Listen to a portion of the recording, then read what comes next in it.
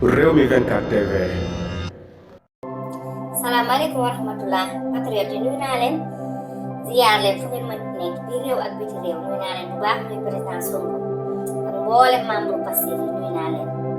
waa tey nag président laa bëgg a waxal président Macky Sall président de tous les Sénégal ñu ngi lay nuyu bu baax waa di ñëw nag wax ci sa appel bi parce que dialogue dafa am lu ko jiitu président membre Pastef fondateur yëpp ñu ngi ci kaso bi ñëpp ñu ngi ci kaso bi te ñi ci ëpp ci ñoom manifester seen droit lañ def wala ñu wax li ñu xalaat ci réew mi nga jàpp leen tëj ci kaso wala say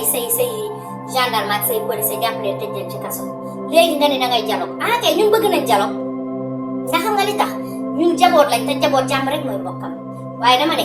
dialogue bi dafa am lu ko jiitu da ngay tijji ñi ci kaso bi ba pare boo tijjee détenu politique yëpp ba ñu génn ba pare boo paree nag nga ne nañ woote dialogue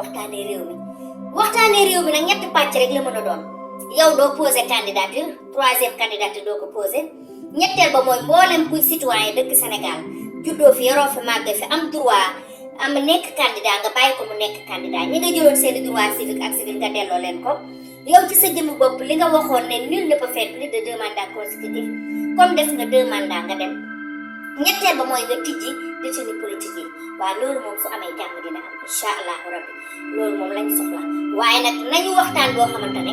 yow yaa nga jël waa Pastef yëpp tëj ci kaso bi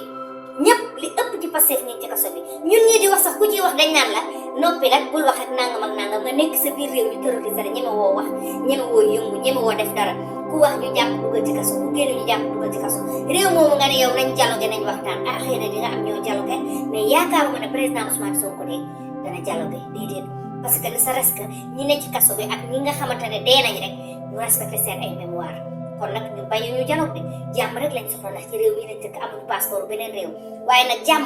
fu dëgg saxul jàmm du fa sax te réew mii am na lu fi manqué nag nañ jéem a lijjanti loolu ba pare doo ko waxu dialogue doo ko waxu jàmm